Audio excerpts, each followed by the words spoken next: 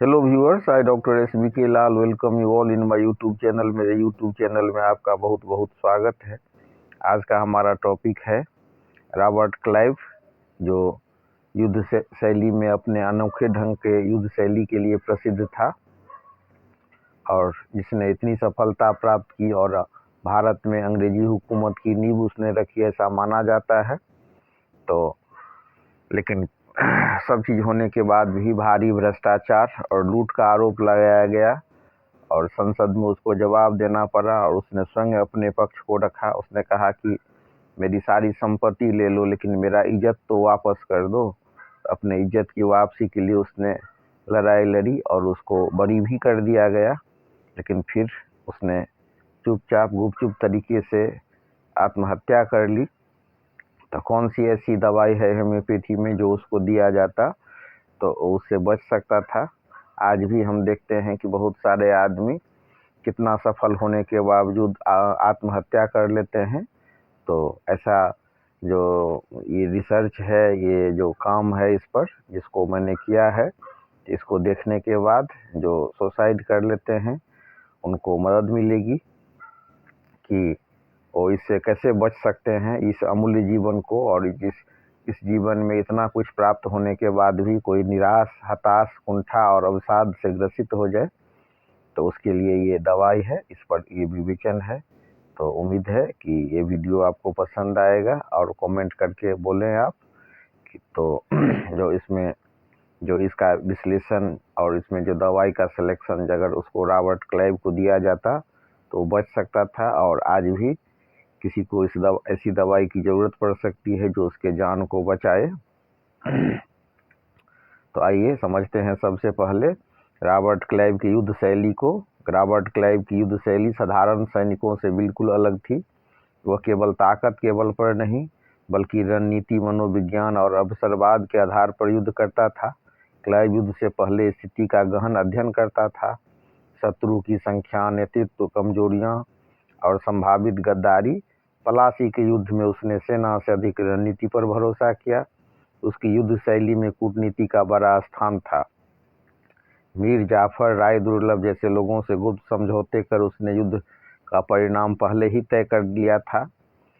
और क्लाइव के पास अक्सर कम सैनिक होते थे, फिर भी वह जीत जाता था। वह छोटी, अनुशासित और प्रशिक्षित सेना को प्राथमिकता देता था। वह दुश्मन के मनोबल को तोड़ने की कोशिश करता था, डर, भ्रम और अविश्वास फैलाकर शत्रु को कमजोर करता था।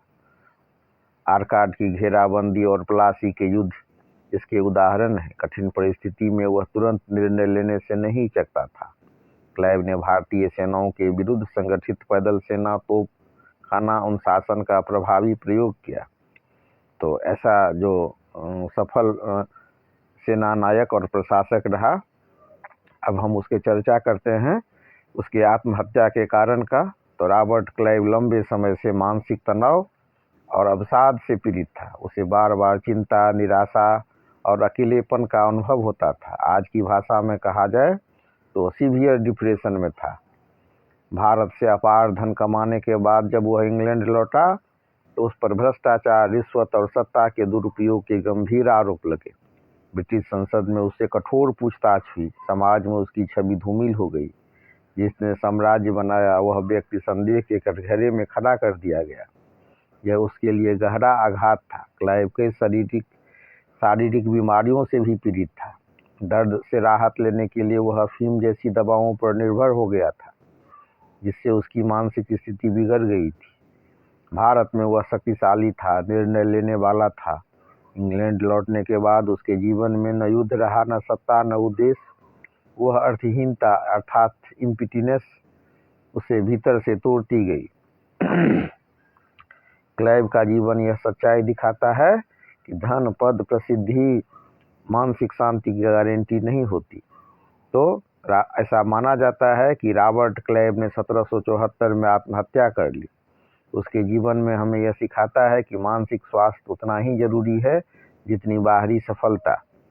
तो अब हम चर्चा करेंगे कुछ दवाइयों के बारे में। एक दवाई है ऑरम मेटालिकम। तो ऑरम मेटालिकम दिया जाता है गहरे अवसाद में, अत्याधिक कर्तव्यबोध, सम्मान खोने की पीड़ा, आत्महत्या के विचार, तो क्लाइव के मानसिक हालत से यह सबसे अधिक मेल खाती है और होम्योपैथी में यह चर्चा का विषय है और ये शोध का विषय है कि ऐसे परिस्थिति में अगर ऑर्डम में टेलिकम दे दी जाती है उसे तो वो बच सकता था। और कुछ केस भी आप ऐसे देख सकते हैं कि सुसाइडल टेंडेंसी में ये दवाई दी जाती है।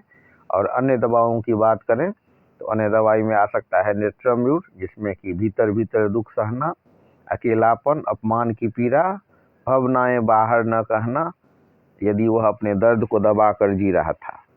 फिर एक दवाई आती है इसमें आर्सेनिक एल्बम, जिसमें कि रोगी अत्याधिक चिंता, भविष्य का भय, बेचैनी, असुरक्षा, सत्ता और उद्देश्य खोने के बाद की स्थिति में रहता है। फिर एक दवाई है नक्सवोमिका, इसमें अत्याधिक तनाव, नशे दवाओं पर निर्भरता, महत्वाकांक्षी लेकिन चिड़चिड़ा स्वभाव, अफीम पर निर्भरता के कारण यह भी विचारणीय होती। लेकिन सबसे ज़रूरी बात है कि मानसिक स्वास्थ्य को गंभीरता से लिया जाए, सहानुभूति, संवाद और विश्राम मिलता, नशे की लत का इलाज होता तो शायद ये परिणाम नहीं होता। तो आत्महत्या किसी दवा की कमी से नहीं, समय पर समझ, सहारा और इलाज न मिलने से होती है। गहरे अवसाद में निराशा या आत्मघाती विचार आ रहे हैं तो ऐसे केस में ऑरम में टेलिकम